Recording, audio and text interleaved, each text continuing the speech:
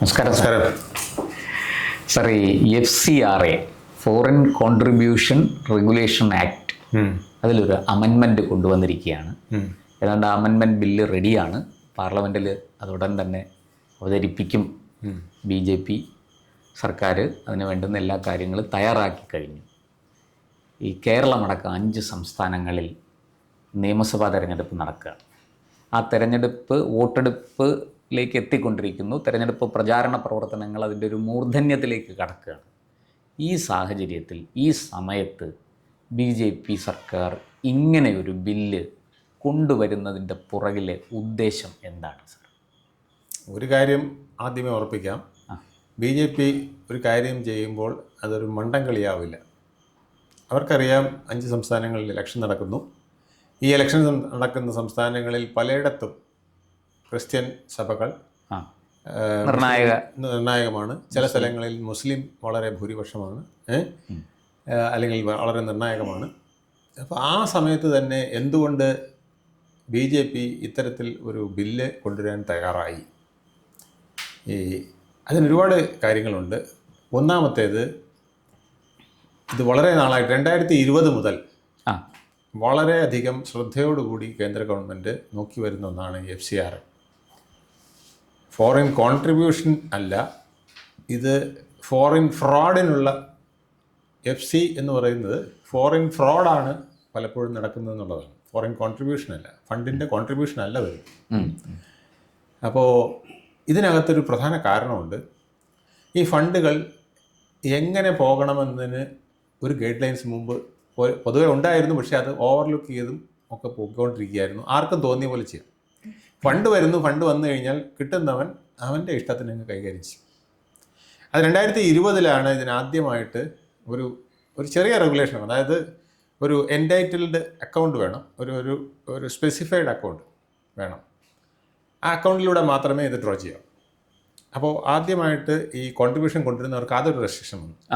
നമുക്ക് തോന്നുന്ന അക്കൗണ്ടിലൂടെ ഇട്ട് ഇങ്ങനെ കൈമാറാൻ പറ്റില്ല. അതിനൊരു സ്പെസിഫൈഡ് അല്ലെങ്കിൽ ഒരു ഡിഗ്നിഫൈഡ് ഒരു അക്കൗണ്ട് ആദ്യം ഓപ്പൺ ചെയ്യണം.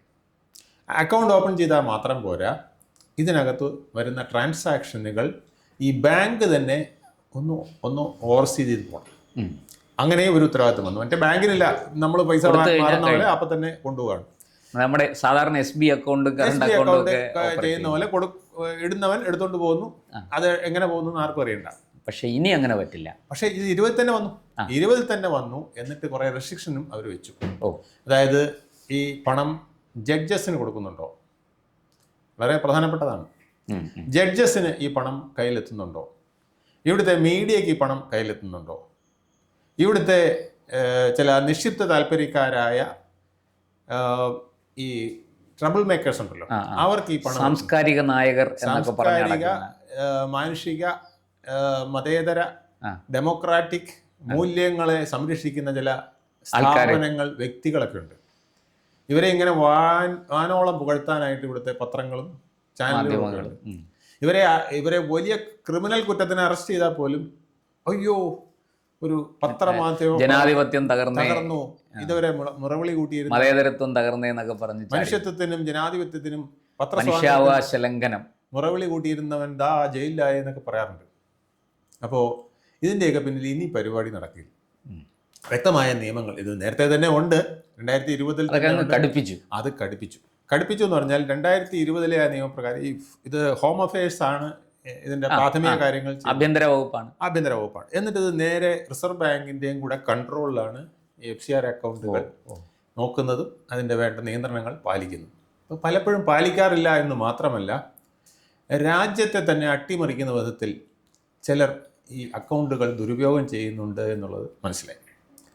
അതിലേറ്റവും അവസാനത്തെ ഉദാഹരണമാണ് 36 കേന്ദ്രങ്ങളിൽ കാർ ബോംബുകൾ വെക്കാനായിട്ട് ഈയിടെ വൈറ്റ് കോളർ ടെററിസം നമ്മൾ കണ്ടതാണ്.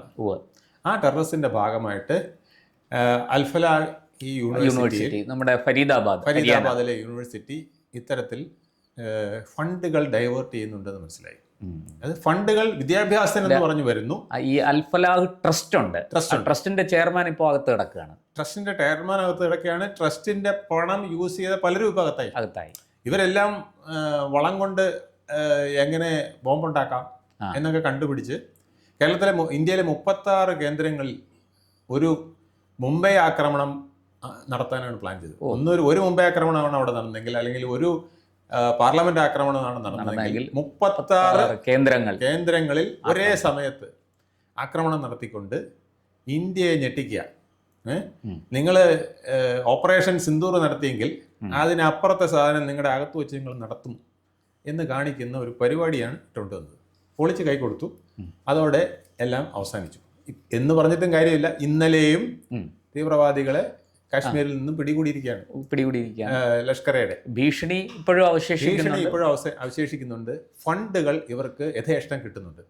ഈ ഫണ്ടും കൊണ്ട് ഇവന് വേലി ചാടി ഇങ്ങ് വരാൻ പറ്റില്ല. അതിർത്തിയിൽ നുഴഞ്ഞു കയറി വരാൻ ഇത് വലിയ ഫണ്ടും ഒക്കെ ആയിട്ട് ക്യാഷും ഒക്കെ ആയിട്ട് വരാൻ ബുദ്ധിമുട്ടാണ്. അപ്പോൾ അത് ആദ്യമേ തന്നെ ഇവിടെ എത്തിക്കുക. അത് ഇതുപോലത്തെ മാന്യന്മാരുടെ കയ്യിൽ കൊടുക്കുക, യൂണിവേഴ്സിറ്റിയുടെ കയ്യിൽ അല്ലെങ്കിൽ വലിയ വ്യക്തിത്വങ്ങളുടെ കയ്യിൽ ഒക്കെ ഏൽപ്പിക്കുക. എന്നിട്ട് അത് ഭംഗിയായിട്ട് ഇവിടുത്തെ അട്ടിമറി പ്രവർത്തനങ്ങൾക്കായിട്ട് വിനിയോഗിക്കുക. ഇത് കുറേ നാളായിട്ട് നടന്നുകൊണ്ടിരിക്കുന്നത്, പക്ഷേ ആരും മൈൻഡ് ചെയ്യാറില്ല. അതായത് 2005 മുതൽ നമുക്ക് 2004 മുതൽ തന്നെ നമ്മുടെ രാഷ്ട്രത്തിൽ അതിഭയങ്കരമായ ഭീകര സ്ഫോടനങ്ങൾ പലയിടത്തും നടക്കാറുണ്ട്. നമ്മളൊന്നും കണക്കാക്കാറില്ല. അവിടെ വെടിപൊട്ടി, ഇവിടെ വെടിപൊട്ടി. പക്ഷേ നരേന്ദ്രമോദിയുടെ കാലത്ത് ഒരു വെടിപൊട്ടിയാൽ വലിയ വിഷയമാണ്. അത് കൃത്രിമമായി ഉണ്ടാക്കിയതാണ്, അല്ലെങ്കിൽ ഇലക്ഷൻ ജയിക്കാൻ വേണ്ടി ചെയ്തതാണ് എന്നൊക്കെ പറഞ്ഞുകൊണ്ട്. പക്ഷേ ഇപ്പോൾ സംഗതി നടക്കാറില്ല എന്നുള്ളതാണ്. വളരെ വളരെ കുറഞ്ഞു. കാരണം സെൻട്രൽ ഗവൺമെൻറ്റും നമ്മുടെ റോയും ഒക്കെ ഇതിൽ വളരെയധികം ശ്രദ്ധ ചെലുത്തിക്കൊണ്ട്, മിലിറ്ററി, പാരാമിലിറ്ററി എല്ലാം ഇതിന് ശ്രദ്ധ, നമ്മുടെ ഇന്റേണൽ ഏജൻസികളെല്ലാം വളരെ പക്വമായി.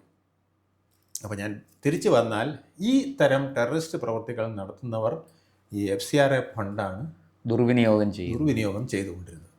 അപ്പോൾ അത് വന്നപ്പോൾ പലരും പേടിച്ചുപോയി.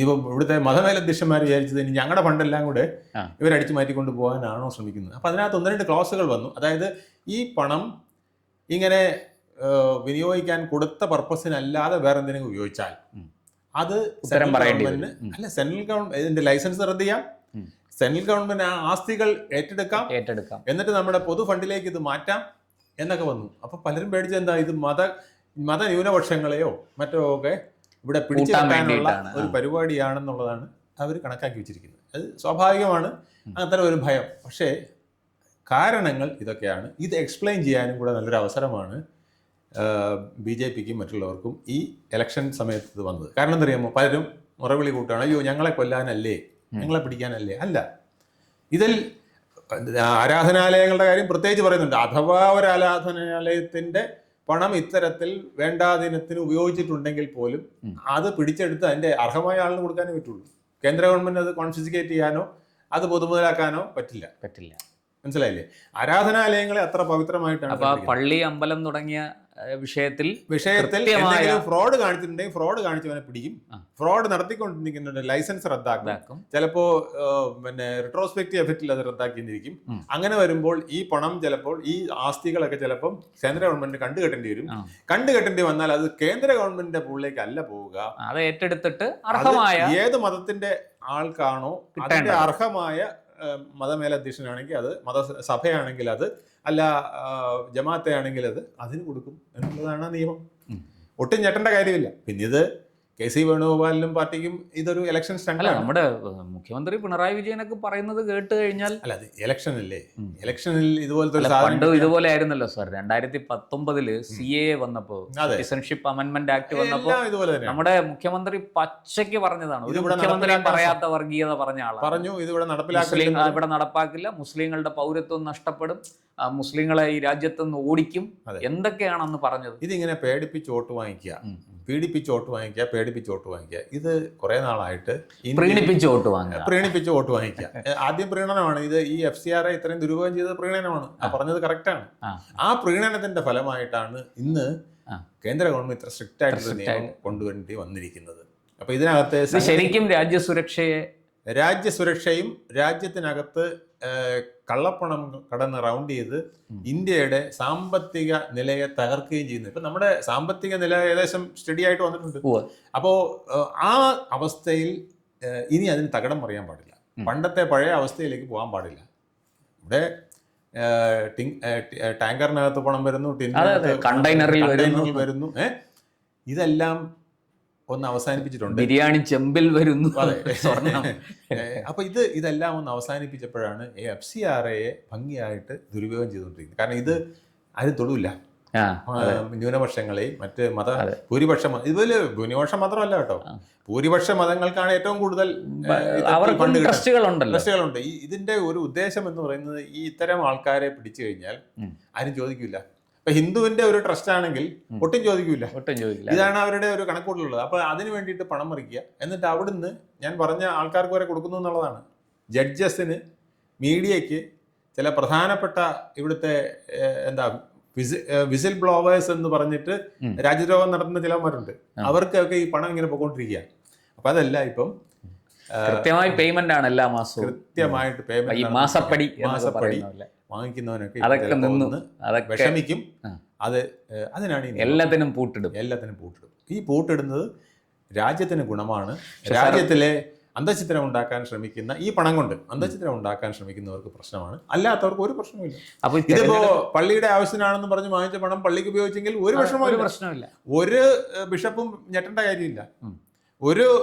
പക്ഷെ അത് വാങ്ങിച്ചിട്ട് രാജ്യത്തിന് ദോഷകരമായ രീതിയിൽ പ്രവർത്തിക്കുന്ന, രാജ്യത്തിന് ദോഷകരമായ രീതിയിലോ ഡൈവേർട്ട് ചെയ്ത് വ്യക്തിപരമായ താല്പര്യം അതുണ്ട്. നമ്മൾ ഇപ്പൊ പിന്നെ സഭയ്ക്ക് വേണ്ടി എന്ന് പറഞ്ഞിട്ട് വാങ്ങിച്ചിട്ട് എസ്റ്റേറ്റ് വാങ്ങിച്ചിടുക, ഇങ്ങനെയൊക്കെ പല തരികട കാണിക്കുന്നവരുണ്ട് ഇവിടെ. അതൊക്കെ ക്രിസ്ത്യൻ മതമേലധ്യക്ഷന്മാർക്ക് ഉൾപ്പെടെ അറിയാം. അത്തരം പരിപാടികളൊന്നും ഇനി നടക്കില്ല. ഇനി അതൊന്നും കണ്ടുകെട്ടി സർക്കാർ എടുക്കാനും പോകില്ല കേട്ടോ. ഇപ്പൊ നടത്തിയ ഫ്രോഡുകളെല്ലാം കൂടെ കണ്ടാൽ പോലും ആ ഫ്രോഡ് കണ്ടുപിടിച്ച് ഇപ്പൊ നടത്തുന്ന സംഗതി ആ വാങ്ങിച്ച ഫണ്ടിന് കറക്റ്റായിട്ട് പിന്നെ അത് താതാത്മ്യം ചെയ്യുന്ന വിധത്തിൽ അല്ലെങ്കിൽ അത് പിടിച്ച് അതിന്റെ ആളിന് കൊടുക്കും. ഒരു സഭയെ വിഷമിക്കേണ്ട, സഭയ്ക്ക് വന്നിട്ടുള്ള പണം സഭയുടെ ആളിന് തന്നെ കൊടുക്കും. വ്യക്തി ആരെങ്കിലും അടിച്ചുകൊണ്ട് പോയിട്ടുണ്ടെങ്കിൽ, ചില കോക്കസുകൾ അടിച്ചു പോയിട്ടുണ്ടെങ്കിൽ, ചില പിന്നെ ഇത്തരത്തിലുള്ള ചില ട്രസ്റ്റുകൾ അടിച്ചുകൊണ്ട് പോയിട്ടുണ്ടെങ്കിൽ അതിന് പിടിച്ചു വാങ്ങിക്കും. അതിന് പിടിച്ചു വാങ്ങിച്ച് അത് കൊടുക്കാനുള്ളവർ കൊടുക്കും. ഒരു കാര്യത്തിൽ വളരെ വ്യക്തമായിട്ട് നിയമം പറയുന്നുണ്ട്, ഇത് ഒരു കാരണവശാലും ഒരു മതവിഭാഗത്തിന്റെ സാധനം സർക്കാർ എടുക്കില്ല. അത് അതിന്റെ ആളിനെ, അത് മതനിരപേക്ഷ സർക്കാർ. ക്രിസ്ത്യാനിയുടെ പ്രോപ്പർട്ടി ക്രിസ്ത്യാനിക്കേ കൊടുക്കുള്ളൂ, മുസ്ലിമിനെ കൊടുക്കുള്ളൂ, ഹിന്ദുവിന്റെ കൊടുക്കും. പക്ഷേ അനർഹർ പിടിച്ചു വെച്ചിരിക്കുന്നത് നഷ്ടപ്പെടും, അവന്റെ ലൈസൻസ് നഷ്ടപ്പെടും. ഇനി ഈ കളി നടത്താൻ പറ്റാതെയും വരും. പിന്നെ ഇതിനൊക്കെ ഉപരിയായിട്ട് ഈ ഫ്രോഡ് നടത്തിയവന് പോലും ഇത് പെട്ടെന്ന് വിട്ടുകൊടുക്കാൻ പറ്റാത്ത വിധത്തിലും ഒരു സംഗതിയുണ്ട്. അതായത് ഈ ഫ്രോഡ് നടത്തിയവന് തന്നെ കോടതി പോവാം, ഒരു സ്റ്റേ വാങ്ങിക്കും. എന്തെങ്കിലും ഒരു റീസൺ ഉണ്ടെങ്കിൽ നമുക്കറിയാമല്ലോ, ഈ രാജ്യത്ത് സ്റ്റേ കിട്ടാൻ പറ്റില്ല. ജാമ്യവും സ്റ്റേയുമാണ് ഏറ്റവും എളുപ്പം. ജഡ്ജുമായിട്ടൊരു ബന്ധം ഉണ്ടെങ്കിൽ ഏറ്റവും എളുപ്പത്തിൽ നടക്കുന്നതാണ് ജാമ്യവും സ്റ്റേയും. ഒരു സ്റ്റേ വാങ്ങിച്ചാൽ കിട്ടാൽ മതി. അപ്പൊ അത് പിന്നെ ഒരു 10 വർഷം 15 വർഷം സുപ്രീം കോടതി വരെ എത്തുമ്പോഴേക്കും ചിലപ്പോൾ ഒരു 10-15 വർഷം കറങ്ങി പോകും. അതിനുള്ള പ്രൊവിഷൻ അതിനകത്തിട്ടുണ്ട്. അല്ലാതെ നമ്മുടെ ബോർഡ് പോലെ അല്ല. ഞമ്മ ഇങ്ങ് പിടിച്ചു കഴിഞ്ഞാൽ ഞമ്മന്റെ പിന്നെ ആ ട്രസ്റ്റ് മാത്രം, അതിന്റെ ഒരു ട്രൈബ്യൂണൽ മാത്രമേ ഉള്ളൂ എന്നല്ല. കേന്ദ്ര ഗവൺമെന്റ് വേണേൽ അങ്ങനെ കൊണ്ടുവരായിരുന്നല്ലോ. RBIയുടെ കീഴിൽ ഒരു ട്രൈബ്യൂണൽ കൊണ്ടുവന്നിട്ട് ഈ ട്രൈബ്യൂണലിൽ നിങ്ങൾ വാദം കേൾക്കണം, എന്നിട്ട് ആ ട്രൈബ്യൂണലിൽ നിശ്ചയിക്കും. അത് കഴിഞ്ഞ് വേണമെങ്കിൽ നിങ്ങൾക്ക് ഒന്നുമില്ലാന്ന് വേണേലും പറയാം, അല്ലെങ്കിൽ സുപ്രീം കോടതി നേരിട്ട് പോവാം എന്നും പറഞ്ഞ് വേണേലും വെക്കാം. ഇപ്പം ട്രൈബ്യൂണലിലൊക്കെ ഒരു വലിയ ഇത് വന്നു കഴിഞ്ഞാൽ സുപ്രീം കോടതിയിലൊക്കെ ചെന്നാൽ അത്ര വലിയതൊന്നുമില്ല. ഇതങ്ങനെയല്ല. കീഴ്ക്കോടതി, അവിടുന്ന് ഏറ്റവും സാധാരണ കോടതി മുതൽ ഹൈക്കോടതിയിലെ സിംഗിൾ ഡിവിഷൻ ബെഞ്ചുകളൊക്കെ കടന്ന് സുപ്രീം കോടതിയിലും ഇതുപോലത്തെ ഘട്ടങ്ങളൊക്കെ കടന്ന് ചെല്ലുമ്പോഴേക്കും നേരം വെളുക്കും. ആർക്കും ഞെട്ടേണ്ട കാര്യമൊന്നുമില്ല. പക്ഷെ ഫ്രോഡ് ഇനി കാണിക്കാൻ ബുദ്ധിമുട്ടായിട്ടില്ല. അപ്പോൾ തെരഞ്ഞെടുപ്പുമായിട്ട് ഇതിന് ഒരു ബന്ധവുമില്ല. വളരെ കൃത്യമായിട്ട് രാജ്യസുരക്ഷ. അല്ലെങ്കിൽ ഈ സാധനം ഒരു മാസം, ഒരു 4 ആഴ്ചയും കൂടെ മാറ്റി വയ്ക്കാൻ എന്താ പറ്റാഞ്ഞിട്ടാണോ? പിന്നെ മോദിക്കും അമിത്ഷായ്ക്കും ബുദ്ധിയില്ലേ? അവർക്കിത് അറിഞ്ഞുവിടുന്നാണ് വിചാരം. അവരിതിൻ്റെ അപ്പുറത്തെ കളി കളിച്ചിട്ടുള്ളവരാണ്. അവർക്കറിയാം ഈ സാധനം വരുമ്പോൾ എന്തൊക്കെയാണ് ഇതിൻ്റെ റിഫ്ലക്ഷൻസ്, ഇതിൽ ആരാണ് നിലവിളിക്കുന്നതെന്നും കൂടെ അവർ നോക്കും. മനസ്സിലായില്ലേ? അപ്പം നിലവിളിക്കുന്നത് ആര്, ഇയാൾക്ക് എന്തിനാണ് നിലവിളിക്കാനുള്ള കാരണം, ഇതിൻ്റെ കാരണം ഏത് ചാർട്ടേഡ് അക്കൗണ്ടിനെ കാണിച്ചാലും ഇത് പറയും, അയ്യോ ഇതിനകത്തൊരു കഥയില്ല, ഇത് ഇത്രയേ ഉള്ളൂ കാര്യം. നമ്മൾ ഫ്രോഡ് കാണിച്ചിട്ടുണ്ടെങ്കിൽ ചിലപ്പോൾ നമ്മൾ കുരുങ്ങും, അല്ലെങ്കിൽ ഇതിൻ്റെ കഥ പറയും, കോടതിയിൽ പോകേണ്ടി വരും. അത്രയേ ഉള്ളൂ. ഒരു 15 വർഷം ഇത്ര അടിക്കാനൊന്നും വിഷമമൊന്നുമില്ല, ഫ്രോഡ് കാണിച്ചിട്ടുണ്ടെങ്കിൽ പോലും. ആ വിധത്തിലാണ് ഇപ്പോൾ ഇതിൻ്റെ നിയമങ്ങളുള്ളത്. അത് പെട്ടെന്നൊന്നും ഒരു ലോവർ കോർട്ടിൽ പോയി കഴിഞ്ഞാൽ അത് പെട്ടെന്നൊന്നും അങ്ങനെ തീരുമാനമായി വരില്ല. സമയവും സാവകാശമൊക്കെ ഇഷ്ടം പോലെ ഉണ്ട്. ഇന്ത്യയിലെ നിയമവ്യവസ്ഥയെ, നീതിന്യായ വ്യവസ്ഥയെ ഭംഗിയായിട്ട് നിങ്ങൾക്ക് ഡിപ്പെൻഡ് ചെയ്യാം. എന്തെങ്കിലും ഒരു തരമ്പ് നിങ്ങൾക്ക് ആനുകൂല്യം കിട്ടേണ്ടതുണ്ടെങ്കിൽ കോടതി നഷ്ടപ്പെടില്ല. സുപ്രീം കോടതി വരെ പോയി അത് നിങ്ങൾക്ക് നേടുകയും ചെയ്യാം. ചുമ്മാ അത് കരയണ്ട. ഈ കരയുന്നവർ എന്തോ കുഴപ്പമുള്ളവരാണെന്ന് ജനം അറിഞ്ഞോട്ടെ എന്ന് ചോദിച്ചിട്ടാണ് ഈ ഇലക്ഷൻ സമയത്ത് തന്നെ എടുത്തിട്ട് അതിൽ നിന്ന് മുതലെടുക്കാനായിട്ട് കുറച്ച് ആൾക്കാർ. എന്തായാലും അപ്പോൾ ഫ്രോഡ് കറൻസി കയ്യിൽ വെക്കുന്നവനാണ് ഈ FCRIയിലും കുഴപ്പം. ഫ്രോഡ് കോൺട്രിബ്യൂഷനും ഫോർ കറൻസിയും ഒക്കെ കയ്യിൽ വെക്കുന്നവർ ഇച്ചിരി വിഷമിക്കും. അവർ ഇച്ചിരി കൂടുതൽ കരയും. ബാക്കിയുള്ളവൻ കരയേണ്ട കാര്യമേ ഇല്ല.